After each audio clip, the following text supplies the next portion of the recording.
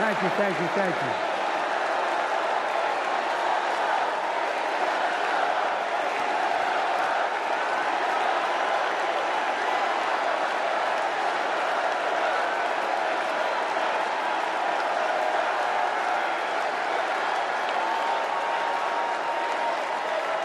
Thank you, thank you, thank you.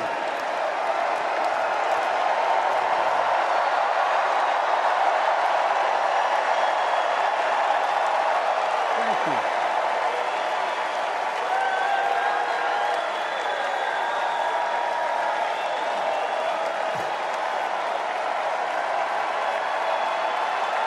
Thank you.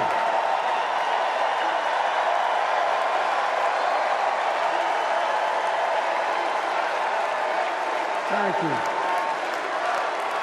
I love you. Thank you.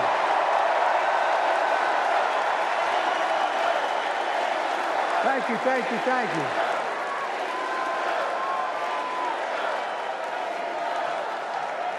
That was my daughter.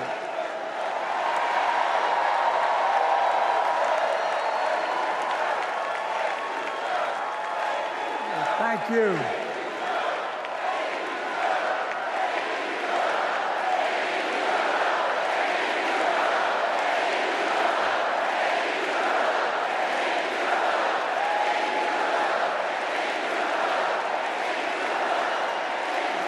Thank you, thank you, thank you. Thank you. Thank you, Butcher. I tell you what.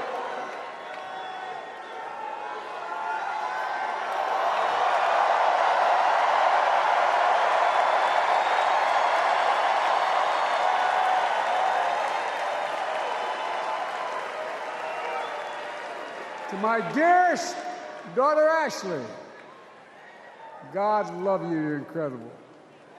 Thanks for the introduction and for being my courageous heart, along with Hunter and our entire family, and especially our rock, Jill.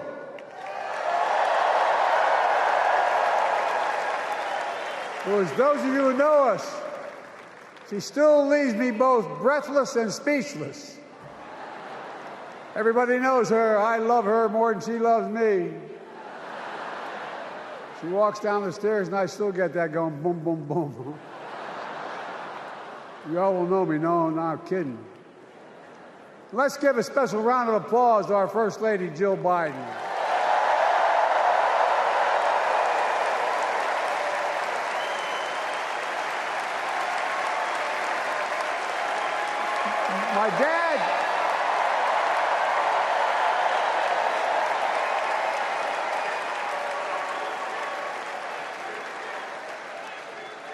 My dad used to have an expression, for real. He'd say, Joey, family is the beginning, the middle, and the end. And I love you all. Folks. And America, I love you.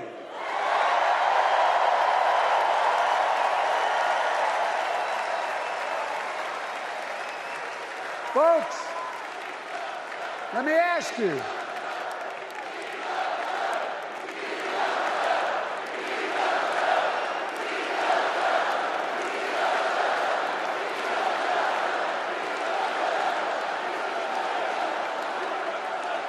Let me ask you. Are you ready to vote for freedom?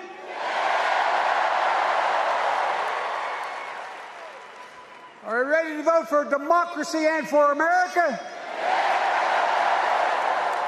Let me ask you, are you ready to elect Kamala Harris and Tim Walz, President and Vice President of the United States?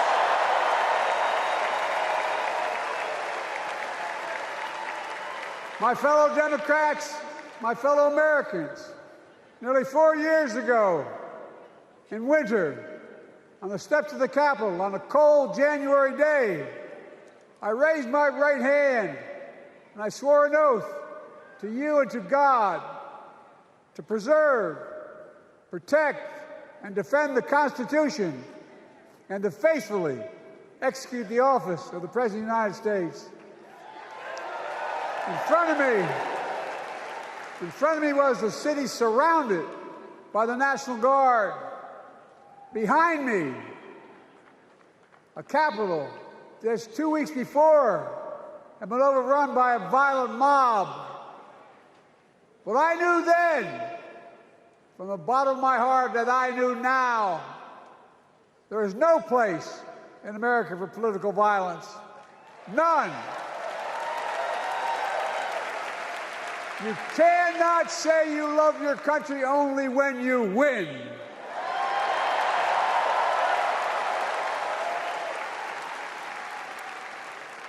In that moment, I wasn't looking to the past. I was looking to the future. I spoke of the work at hand, the moment we had to meet. It was, as I told you then, a winter of peril and possibility. Of peril and possibility.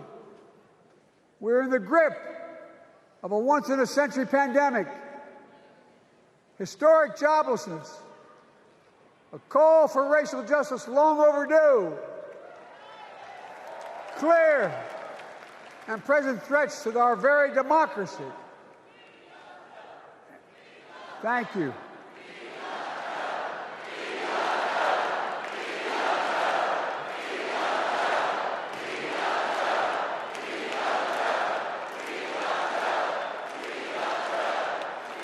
And yet I believed then, and I believe now, that progress was and is possible.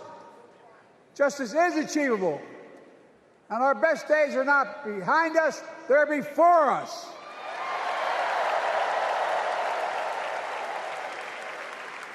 Now it's summer. The winter has passed. And with a grateful heart, I stand before you now on this August night to report that democracy has prevailed. Democracy has delivered. And now democracy must be preserved.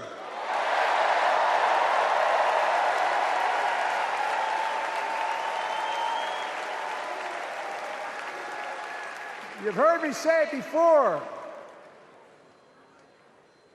We're facing an inflection point. One of those rare moments in history when the decisions we make now will determine the fate of our nation and the world for decades to come. That's not hyperbole, I mean it literally. We're in a battle for the very soul of America. I ran for president in 2020 because of what I saw in Charlottesville in August of 2017. Extremists coming out of the woods, carrying torches, their veins bulging from their necks, carrying Nazi swastikas, and chanting the same exact anti-Semitic bile that was heard in Germany in the early 30s. Neo-Nazis, white supremacists, and the Ku Klux Klan, so emboldened by a president then in the White House that they saw as an ally. They didn't even bother to wear their hoods. Hate was on the march in America. Old ghosts and new garments, stirring up the oldest divisions, stoking the oldest fears, giving oxygen to the oldest forces that they long sought to tear apart America. In the process, a young woman was killed.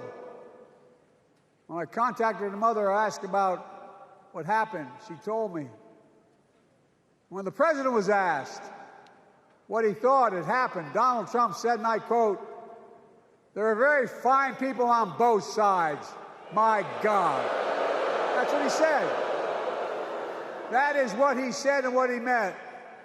That's when I realized, had listened to the admonition of my dead son, I could not stay in the sidelines.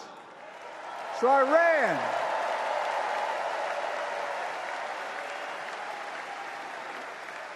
because I had no intention of running again. I just lost part of my soul. But I ran with a deep conviction in America.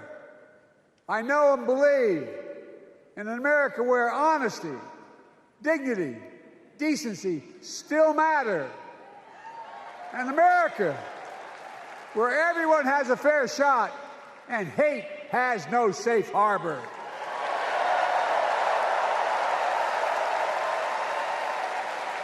An America where the fundamental creed of this nation, that all of us are created equal, is still very much alive.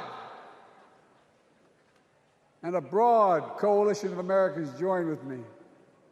81 million voters voted for us, more than any time in all of history. Because of all of you in this room and others, we came together in 2020 to save democracy.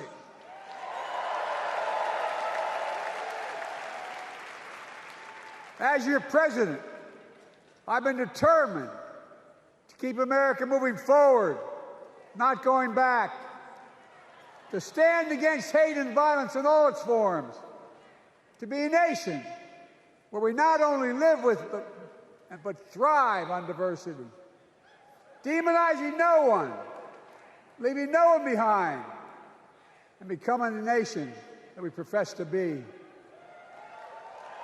I also ran to rebuild the backbone of America, the middle class.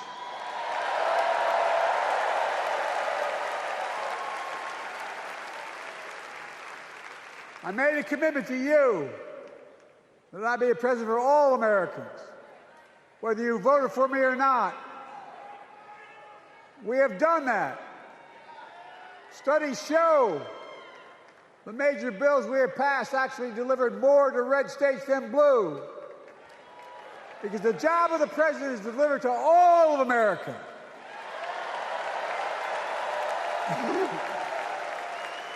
Because of you, and I'm not exaggerating, because of you, we've had one of the most extraordinary 4 years of progress ever, period. When I say we, I mean Kamala and me. Just think about it. COVID no longer controls our lives. We've gone from economic crisis to the strongest economy in the entire world. Record 16 million new jobs. Record small business growth. Record high stock market. Record high 401ks. Wages up and inflation down, way down, and continuing to go down.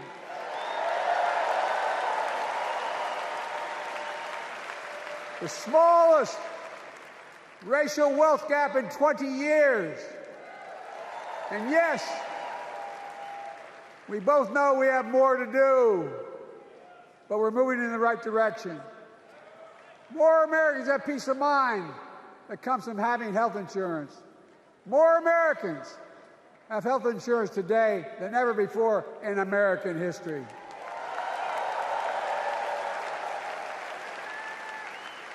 And after, as a young senator beginning to fight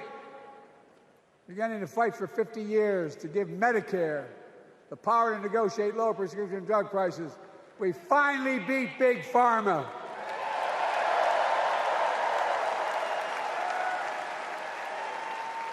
And guess who cast the tie-breaking vote? Vice President, soon-to-be President Kamala Harris.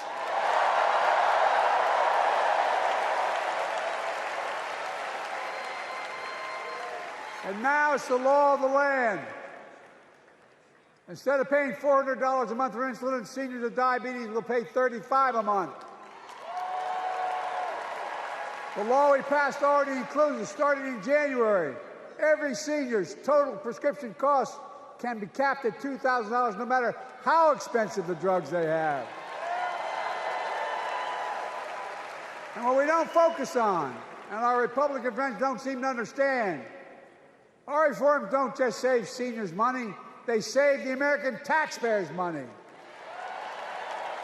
You know what we just passed saved? It saved $160 billion over the next decade.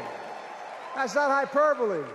It's because Medicare no longer has to pay those exorbitant prices to the big pharma. But look, oh, thank you, Kamala, too. Look, folks, how can we have the strongest economy in the world without the best infrastructure in the world? Donald Trump promised Infrastructure Week every week for 4 years, and he never built a damn thing.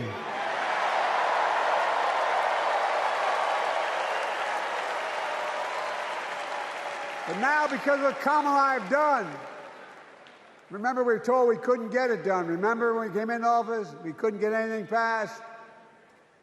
But right now, we're giving America an infrastructure decade, not week. We're modernizing our roads, our bridges, our ports, our airports, our trains, our buses. We're removing every lead pipe from schools and homes so every child can drink clean water. We're providing affordable high-speed internet for every American, no matter where they live, not unlike what Roosevelt did with electricity. And so much more. We are uniting the country. We're growing our economy. We're improving our quality of life. And we're building a better America.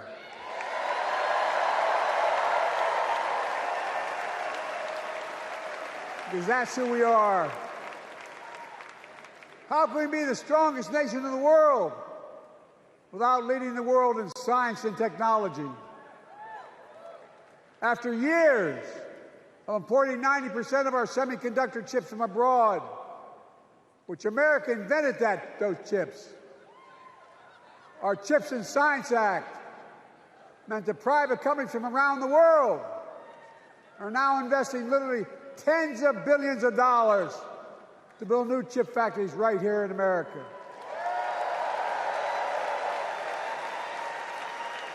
And over that period, they'll create tens of thousands of jobs. And many of those jobs in the so-called fabs, the buildings that make the chips, that's being constructed now. And guess what? The average salary in those fabs, size of a football field, will be over $100,000 a year, and you don't need a college degree.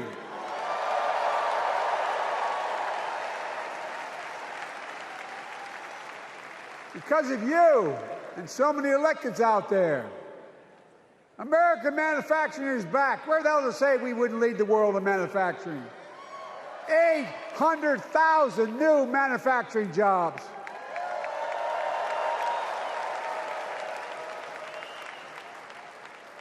Our Republican friends and others made sure they'd go abroad to get the cheapest labor. We used to import products and export jobs.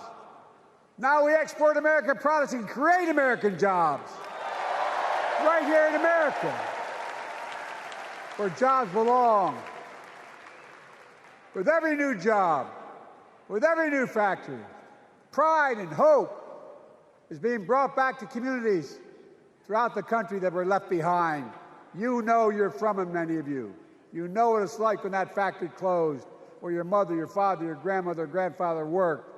And now you're back, providing once again, proving that Wall Street didn't build America, the middle class built America, and unions built the middle class.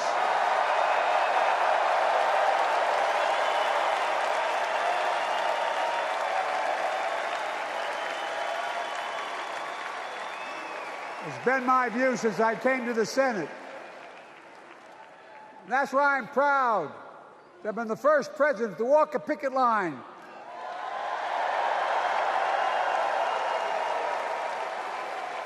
and be labeled the most pro-union president in history, and I accept it. It's a fact.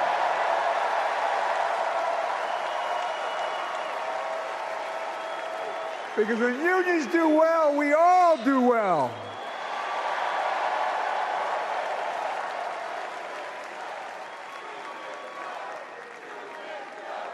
You got it, man. You got it.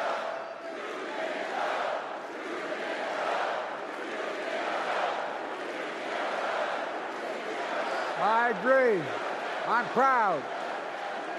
Look, remember we told we couldn't get anything done because we couldn't get anything done in the Congress? Well, with your support, we passed the most significant climate law in the history of mankind.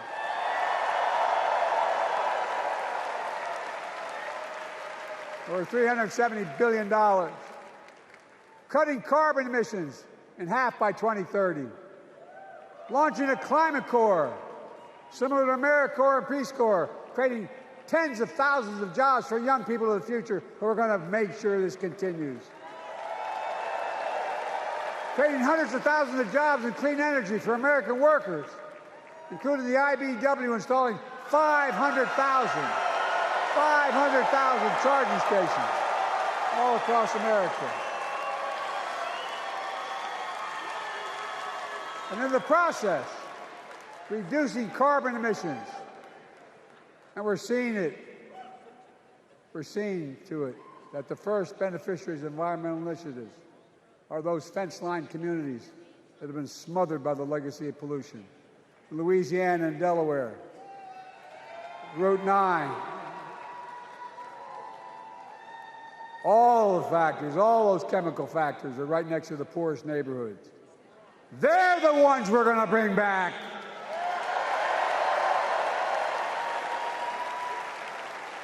And how? How can we be the greatest nation in the world without the best education system in the world? Donald Trump and the Republican friends, they not only can't think, they can't read very well. Seriously, think about it. Look at their Project 2025. They want to do away with the Department of Education. Well, during the pandemic, Kamala and I helped states and cities get back their schools back open. And we gave public school teachers a raise.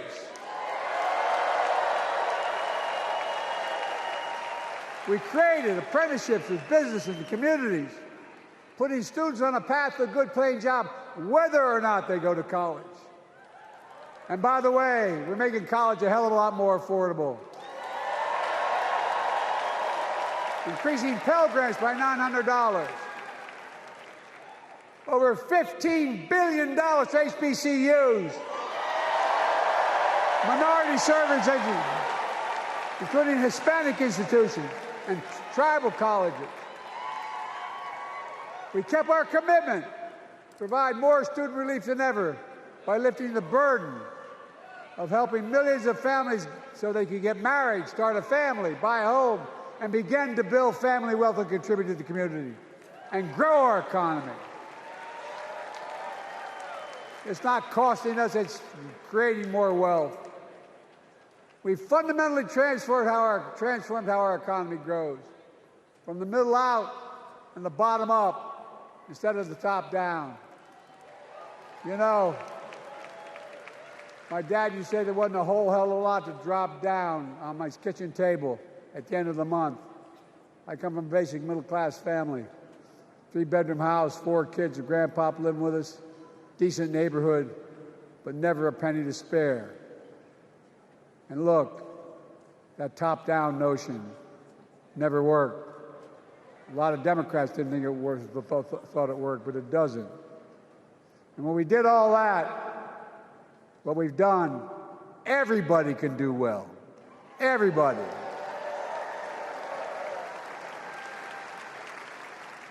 Donald Trump calls America a failing nation. No, I'm serious. But think about this. Think about this. He publicly says to the whole world, I'm going to say something outrageous. I know more foreign leaders by their first names and know them well than anybody alive. Just because I'm so damn old. But I'm not joking. Think of the message he sends around the world when he talks about America being a failing nation. He says we're losing. He's the loser. He's dead wrong.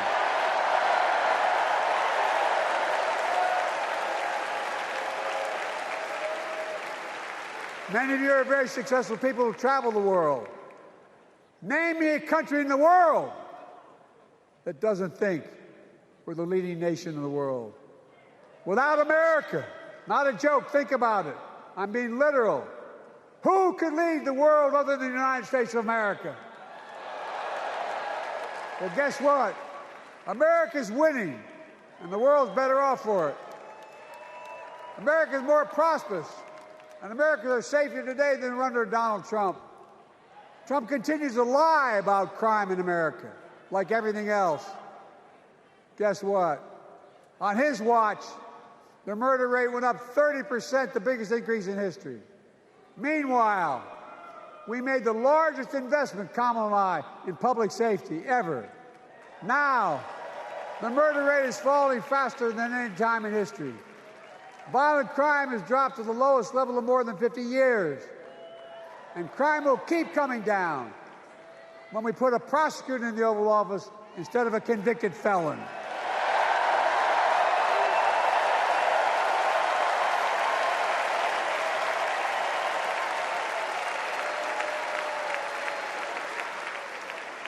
And folks, the distinguished senator from the C Senate from California and I passed the first ban on assault weapons. And guess what? It worked. If we care about public safety, we need to prevent gun violence. And what makes me ashamed when I travel the world, which I do, more children in America are killed by a gunshot than any other cause in the United States. More die from a bullet than cancer, accidents, or anything else in the United States of America. My God. That's why Kamala and I are proud. We beat the NRA when we passed the first major bipartisan gun safety law in 30 years.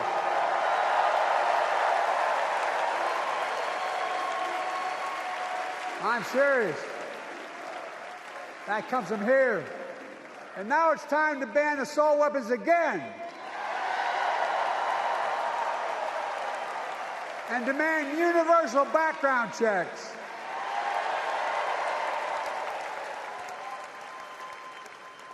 It's hard. I never thought I'd stand before a crowd of Democrats and refer to a president as a liar so many times. No, I'm not trying to be funny. It's sad. Trump continues to lie about the border. Here's what he won't tell you. Trump killed the strongest bipartisan border deal in the history of the United States that we negotiated with the Senate Republicans. It took 4 weeks. Once it passed, and never acknowledged the most expansive border change in American history. He called senators to say, don't support the bipartisan bill, because he said it would help me politically and hurt him politically. My God. No, I'm serious. Think about it. Not a joke. Ask even the press who doesn't like me. They'll tell you that's true. Typically Trump, once again, putting himself first and America last. Then I had to take executive action. The result of the executive action I took, border encounters have dropped over 50%. In fact, there are fewer border crossings today than when Donald Trump left office. And unlike Trump, we will not demonize immigrants, saying they're the poison of blood of America. Poison the blood of our country. Kamala and I are committed to strengthening legal immigration, including protecting dreamers and more.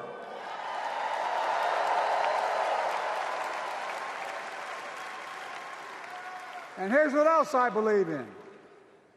Protecting your freedom to vote, your freedom to love who you love.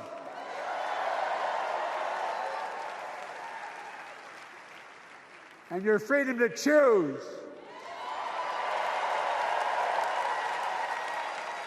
In its decision overturning Roe v. Wade, as you heard earlier tonight, the United States Supreme Court majority wrote the following, quote, "Women are not without electoral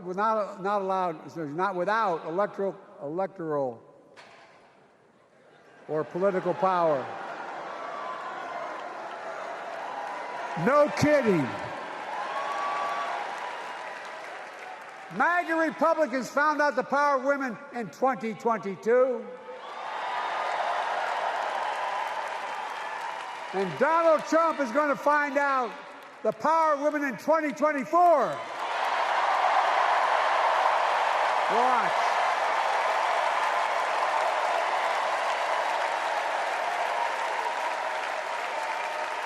And where Trump and his MAGA Republican right-wingers seek to erase history, we Democrats continue to write history and make more history. I'm proud to have kept my commitment to appoint the first black woman to the United States Supreme Court.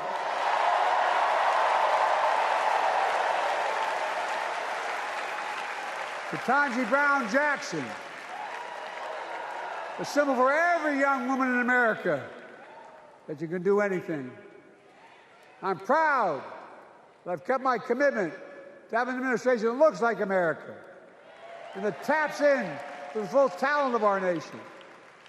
The most diverse cabinet in history, including the first black woman in South Asian descent to serve as vice president. And will soon serve as the 47th president of the United States.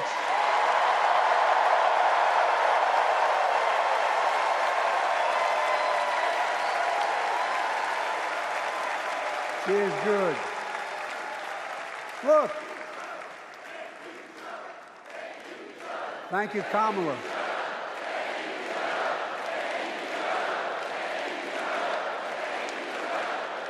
Folks, I've long said we have many obligations as a nation, but I got in trouble years ago for saying I'd make no apologies.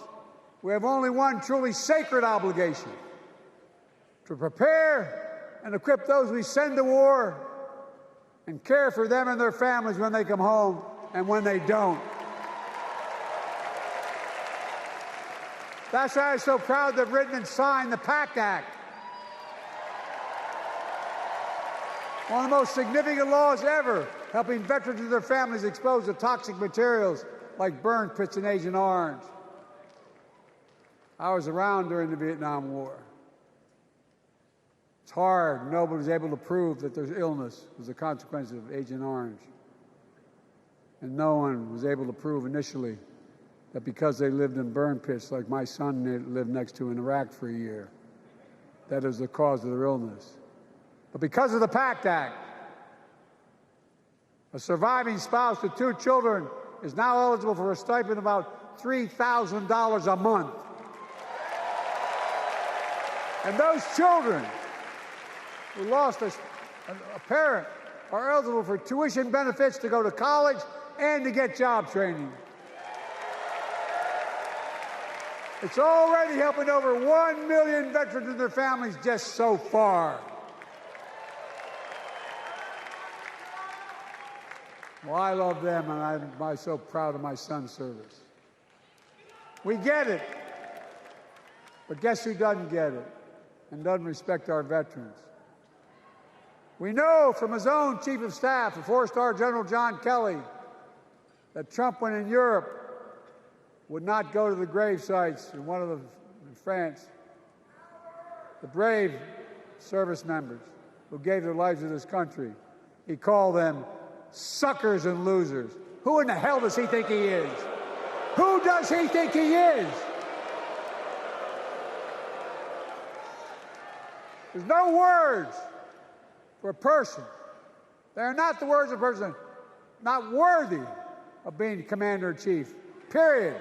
Not then, not now, and not ever. I mean that. I mean that from the bottom of my heart.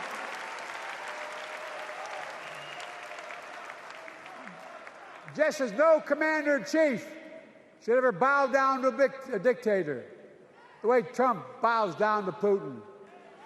I never have, and I promise you, Kamala Harris will never do it. Will never bow down. When Trump left office, Europe and NATO was in tatters. Not a joke. America First doctrine changed our whole image in the world. Well, they gave the hours, about 190 hours sum total, leaving my counterparts or heads of state in Europe to strengthen NATO. We did. We united Europe like it hadn't been united for years, adding Finland and Sweden to NATO. 10 days before he died, Henry Kissinger called and said, not since Napoleon has Europe not looked over their shoulder at Russia with dread until now. Until now. Well, guess what? Putin thought he'd take Kyiv in 3 days. 3 years later, Ukraine is still free.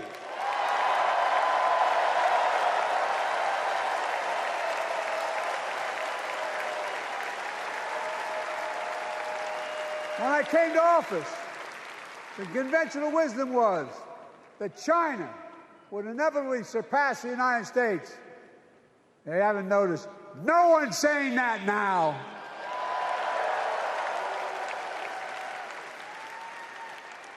And we'll keep working to bring hostages home and end the war in Gaza and bring peace and security to the Middle East.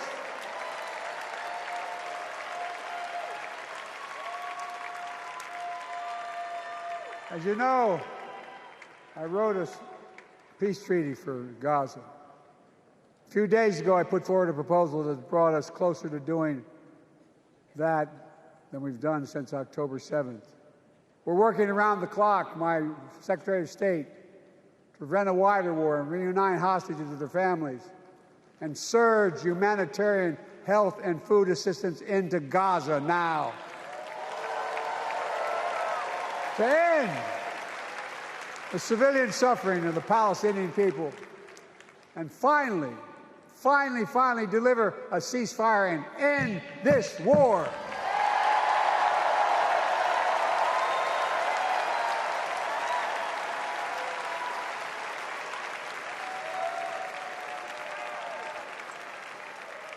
Those protesters out in the street, they have a point. A lot of innocent people are being killed on both sides. Just as we worked around the clock to bring home wrongfully detained Americans and others from Russia in one of the most complicated swaps in history, but they're home. Kamala and I are going to keep working to bring all Americans wrongfully detained around the world home. I mean it. Folks, I've got 5 months left in my presidency. I've got a lot to do. I intend to get it done.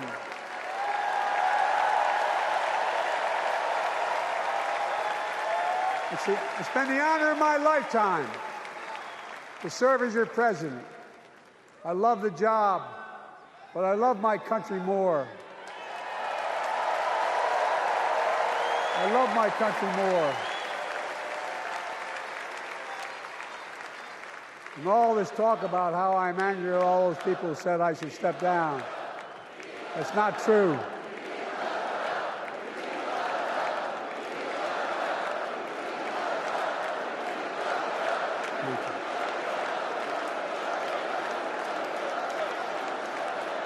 I love my country more, and we need to preserve our democracy. In 2024, we need you to vote. We need you to keep the Senate. We need you to win back the House of Representatives. And above all, we need you to beat Donald Trump.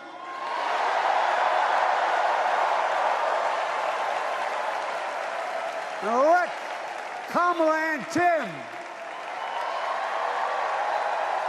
president and Vice President of the United States of America. Look, they'll continue to lead America forward, creating more jobs, standing up for workers, growing the economy, lower the cost to American families so they just have a little more breathing room. We've made incredible progress, but we have more work to do. And Kamala and Tim will continue to take on corporate greed and bring down cost of food. They'll keep taking on Big Pharma and making insulin $35 a month, not just for seniors, but for everyone in America.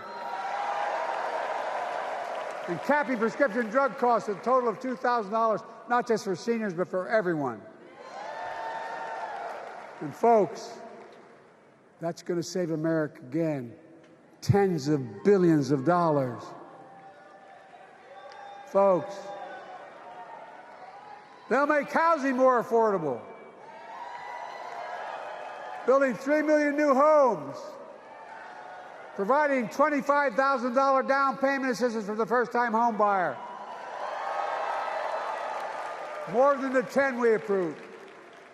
Donald Trump wants a new tax on imported goods, food, gas, clothing, and more. You know what that will cost the average family, according to the experts? $3,900 a year in a tax. No, it's a fact. Kamala and Tim will make the child care tax credit permanent.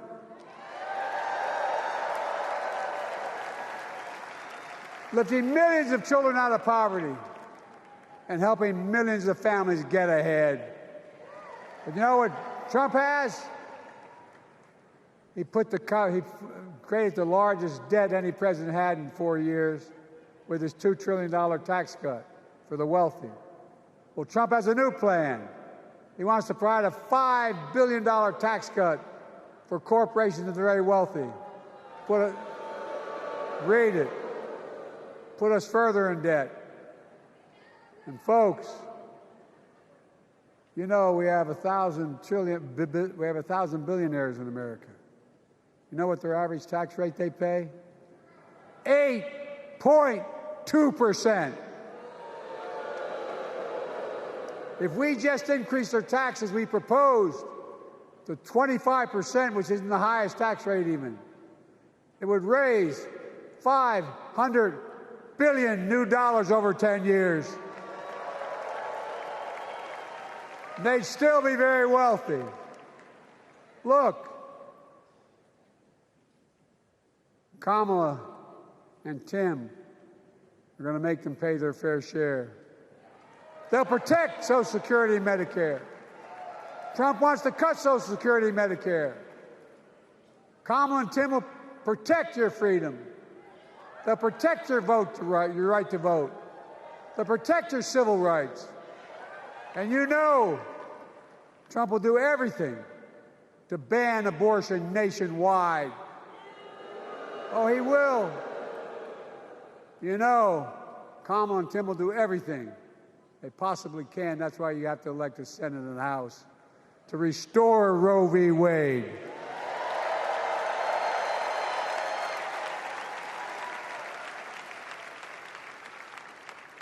The ancient Greeks taught us that character is destiny. Character is destiny. For me and Jill, we know Kamala and Doug are people of character. It's been our honor to serve alongside them.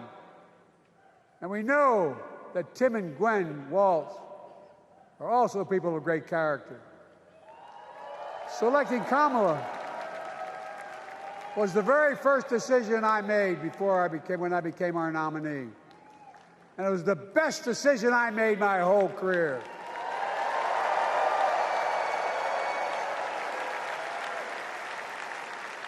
We've not only gotten to know each other, we've become close friends. She's tough, she's experienced, and she has enormous integrity, enormous integrity. Her story represents the best American story. And like many of our best presidents, she was also vice president.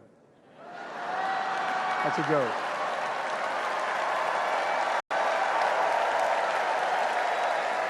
But she'll be a president our children can look up to. She'll be a president respected by world leaders because she already is. She'll be a president we can all be proud of. And she will be an historic president who puts her stamp on America's future.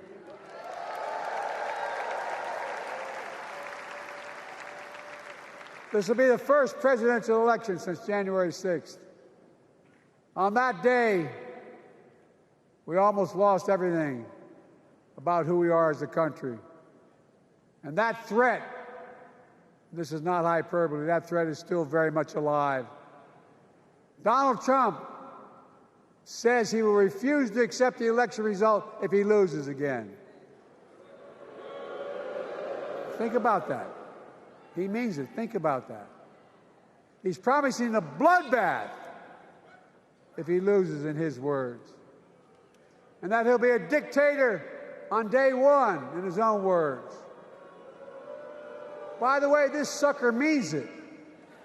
No, I'm not joking. Think about it. Anybody else said that in the past, you'd think he was crazy. He is crazy, but you'd think it was an exaggeration, but he means it. We can't let that happen. Folks, all of us carry a special obligation. Independents, Republicans, Democrats. We saved democracy in 2020, and now we must save it again in 2024.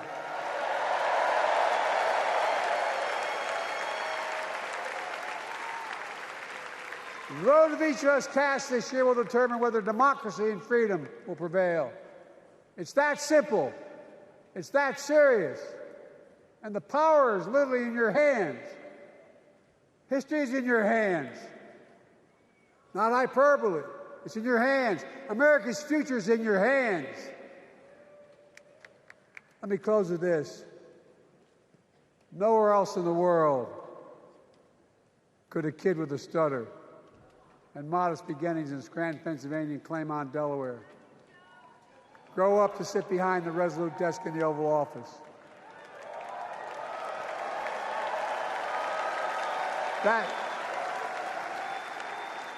That's because America is and always has been a nation of possibilities. Possibilities. We must never lose that. Never. Kamala and Tim understand that this nation must continue to be a place of possibilities, not just for the few of us, but for all of us. So join me in promising your whole heart to this effort, and where my heart will be. I promise I'll be the best volunteer Harrison Walsh has ever seen.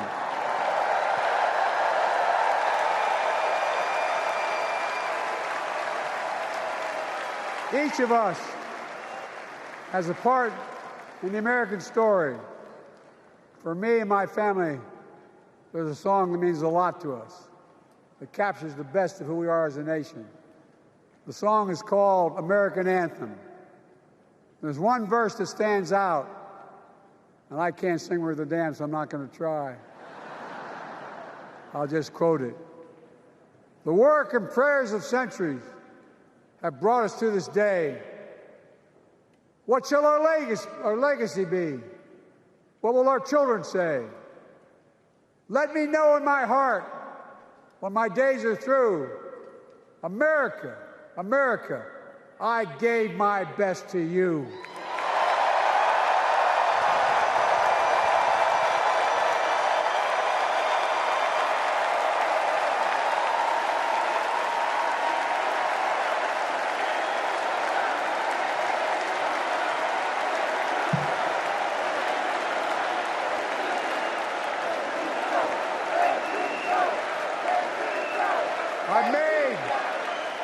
I've made a lot of mistakes in my career, but I gave my best to you.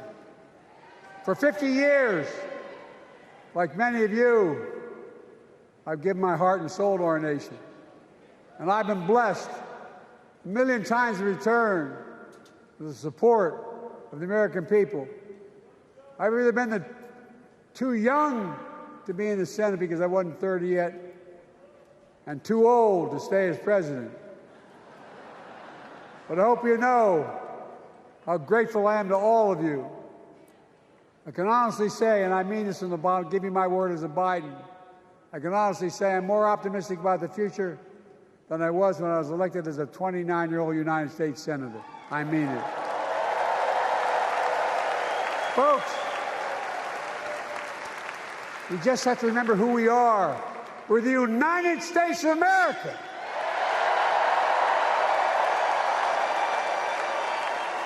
And there's nothing we cannot do when we do it together. God bless you all, and may God protect our troops. Thank you.